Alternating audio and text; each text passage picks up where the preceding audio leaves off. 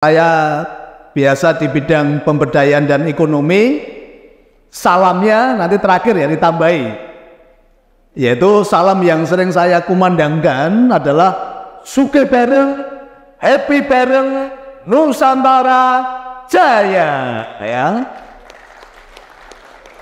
Karena penting sekali, jadi salam itu membawa aura, ada doa di sana dan ada penciptaan. Saya berharap nanti semua yang hadir, Gibran Center dari pusat maupun sampai daerah, itu bisa menjadi kepanjangan tangan Tuhan, menjadi pelaku-pelaku untuk mensejahterakan masyarakat kita.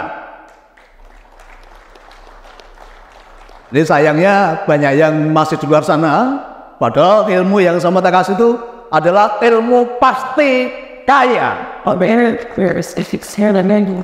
Ya, bersama saya tidak ada kata mudah-mudahan, karena kalau mudah-mudahan itu apa? Itu Tuhan main-main itu. Ya, semesta itu bicara tentang kepastian, Tuhan itu bicara tentang kepastian. Tetapi selama ini kita dihadapkan dengan apa? Doa-doa yang ngambang. Semoga, mudah-mudahan, kira-kira pasti nggak kalau seperti itu? Padahal saya kasih tahu bahwa Tuhan tidak pernah main-main. Tuhan itu kepastian adanya. Dan maaf, untuk Bapak Moderator, tadi kan bicara UMKM ya, sekarang kita rubah. Bukan peran UMKM, tetapi peran Gibran Center. Ya, jadi peran Gibran Center harus betul-betul dirasakan manfaatnya di tengah-tengah kehidupan masyarakat. Ya, jangan sampai malu-maluin nanti ya, Gibran Center tapi kehidupannya di masyarakat bukan membawa manfaat tetapi membawa kabar-kabar yang tidak baik.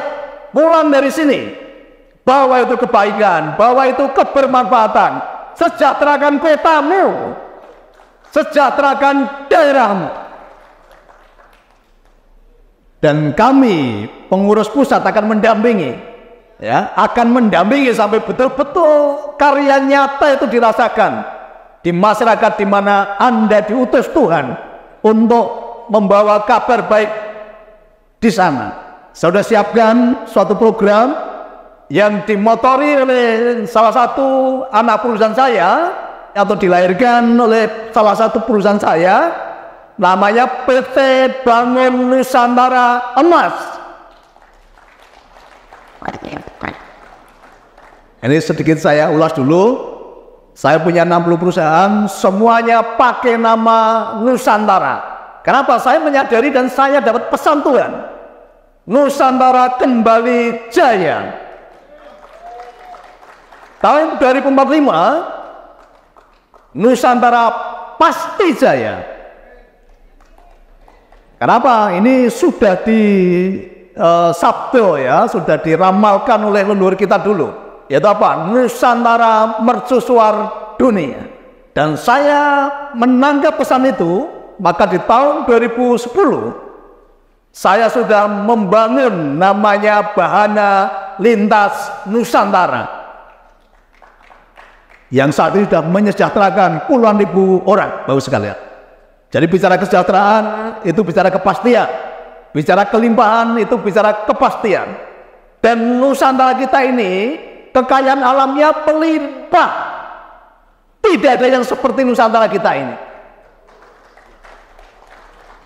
Saya sudah berkeliling ke banyak negara, Bapak sekalian, dan tidak ada negara yang punya kekayaan alam seperti bangsa kita ini. Ya, punya iklim yang sangat-sangat membuat kita nyaman, Bapak sekalian. Saya baru pulang dari Dubai, Bapak sekalian. Di sana padang pasir, suhunya 45 derajat Celcius. Dan saya kasih tahu, nanti kalau masih ada yang suka mengeluh tentang kehidupannya, masih suka mengeluh tentang bangsanya, saya kasih tahu bahwa tolong ukur orang kaya di Dubai apa?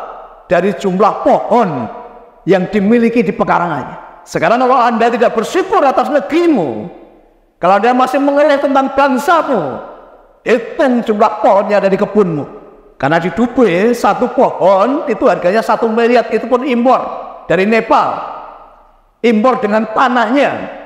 Ada nggak yang masih mau bersungut-sungut tentang bangsamu, tentang negaramu? Penuhi hari-harimu dengan ucapan syukur karena kita memiliki Nusantara yang indah, Nusantara yang kaya raya. Nanti di akhir sesi ya, saya sudah mencipta lagu Nusantara Jaya. Nanti semua rasakan lagu itu dan masukkan dalam pikiranmu bahwa Nusantara pasti jaya. Bukan mudah-mudahan, bukan. Nah, nanti ya peran Gibran Sendal harus betul-betul meningkatkan taraf ekonomi di daerahnya masing-masing. Dan saya sudah siapkan aplikasi, namanya aplikasi Desa Digital. Semuanya nanti digitalisasi.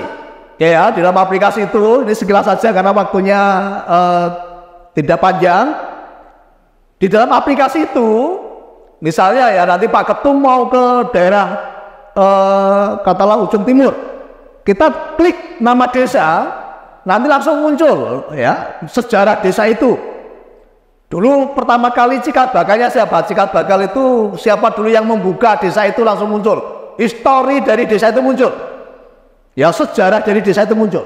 Kemudian kita bisa melihat peta penduduk, jumlah penduduk berapa, laki-laki berapa, perempuan berapa, jumlah pendidikan, S3 berapa, S2 berapa, S1 berapa, sampai tingkat SMA, SMP, dan SD. Kemudian jumlah pengangguran, kita langsung ketemu datanya. Kemudian ada juga kalau yang mau lihat jumlah janda pun ada, nanti dilihat di situ. Ada berapa janda yang mau disantuni, nanti kelihatan. Ya, kemudian kita bisa melihat potensi daerah. Luas lahan pertanian ada berapa? Luas lahan perkebunan ada berapa? Perikanan ada berapa? Pertambangan ada berapa? Jadi potensi di daerah itu langsung kelihatan. Kemudian lagi ya, di situ ada pasar. Nah, pasar artinya apa? Tingkat konsumsi di desa itu. Ya, tingkat konsumsi masyarakat di desa itu. Misal ya, kita akan tahu nanti masyarakat di sini kalau pakai sampo-nya apa nanti muncul. Pakai sikat gigi apa muncul. Dari situ bagus sekalian, kita tahu nanti perusahaan mana ini yang sering dipakai oleh warga di kampung kami. Kata kita sebut ya, yang paling gampang minyak goreng. Minyak goreng yang paling banyak yang dipakai apa ini? Katakanlah merek A gitu ya, merek tertentu A gitu. Nah, kita tinggal ngomong sama perusahaannya. Oh, ini loh, penduduk kami itu minyak gorengnya paling banyak pakai dari perusahaan kamu. Sekarang kontribusimu apa untuk desa kami? Kira-kira dasar nggak itu? Nah, nanti kalau dari perusahaan itu nggak memberikan kontribusi, kita tinggal ngomong perusahaan lain. Oke, mau nggak menggantikan posisi dari perusahaan ini? Itulah yang disebut ekonomi kerakyatan. Rakyat berdaulat menentukan ekonominya, menentukan barang-barang yang harus dipakai. Masyarakat, rakyat punya daya tawar terhadap perusahaan-perusahaan itu. Keren nggak ketika Gibran Center akan membuat dampak seperti itu bagi masyarakatnya? Maka pulang dari sini harus jadi mental juara. Ya, jadilah pribadi-pribadi yang membawa kebermanfaatan atas kehidupan banyak orang di desamu, di kotamu. Oke, kemudian nanti ya tadi dari pasar sudah terbaca kebutuhan-kebutuhan masyarakat di sana. Nanti masing-masing DPW, misalnya komunitas yang paling banyak di desamu apa, di kotamu. Oh, DPW sana butuhnya apa? Nah, nanti tinggal apa, komunikasi. Ini DPW Palembang yang paling banyak apa di sana untuk komunitasnya. Ini pasar yang paling banyak di DPW mana, tinggal komunikasi. Oke, ekonominya semakin meningkat nggak? Pasti semakin meningkat. Oke, kemudian nanti para BUMDes didampingi oleh DPW maupun DPD. BUMDes nanti berlaku sebagai distributor. Jadi dari perusahaan tidak boleh langsung masuk ke warung-warung.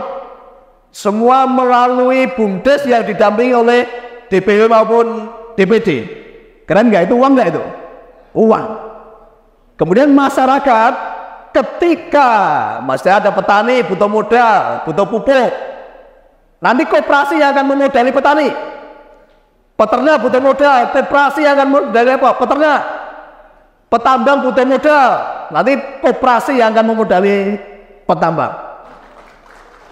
Konsekuensinya bahwa nanti hasil produk dari daerah itu kita juga akan tampung gitu loh, kita akan beli. Jadi ada jaminan uang kita kembali. Karena kalau kayak gitu nanti kita modali barangnya jual tempat lain. Karena ini masih banyak bangsa kita yang mentalnya masih mental miskin. Nah, inilah peran Gibran Center nanti akan harus mengedukasi, ya, membuat dampak perubahan untuk menuju Nusantara Emas, Indonesia Emas 2045. Jadi kehadiran Bapak sekalian betul-betul nanti dirasakan manfaat. Ya, jadi nanti setiap desa ada koperasi, ya. Koperasi kami sudah berjalan 16 tahun. Nanti tinggal diaplikasikan. Ya, di masa pandemi semua unit bisnis kami berjalan dengan baik. Ini nanti kalau karena waktu terbatas, nanti Bapak Ibu bisa belajar dari YouTube saya. Nanti bisa diklik channel YouTube saya, namanya Mas Bos Niko, Master Booster Niko, yang akan membooster kehidupan banyak orang yang masih lemah. Nanti ikuti pelajaran di sana. Karena waktu kita terbatas, ya. Dan langsung praktek. Nanti aplikasi yang kita siapkan tadi, ya, langsung bisa dipraktekkan. Kita akan memperkuat secara ekonomi, ya, dengan Pak Ketum. Kami sudah punya banyak rencana ke depan untuk membuat dampak yang baik bagi masyarakat melalui Gibran Center. Kemudian juga tadi saya bicara dengan pengurus pusat. Kami siapkan juga nanti mobil siaga, ya, mobil siaga. Nanti teknisnya nanti biar disampaikan mungkin Prof. Sapril atau yang lain nanti. Ya, jadi mobil siaga yang punya manfaat banyak bagi masyarakat. Bukan ambulan. Kalau ambulan nanti manfaatnya cuma kalau ada orang mati. Tapi kalau mobil siaga itu bisa dipakai untuk pengangkutan, bisa dipakai untuk ketika ada warga yang perlu darurat, mobil siaga harus selalu siap sedia untuk mendampingi masyarakat melalui Gibran Center. Jadi langsung praktek nyata, bukan lagi teori. Ya, kami hadir langsung dipraktekkan, bukan lagi teori. Kalau teori udah banyak. Kalau teori tidak perlu ke Gibran Center. Ya, langsung praktek. Karena bisnis kelimpahan itu didapat dari mana? Ketika kita praktek, bukan teori. Dan saya ada praktisi Bapak sekalian, ya. Saya praktisi.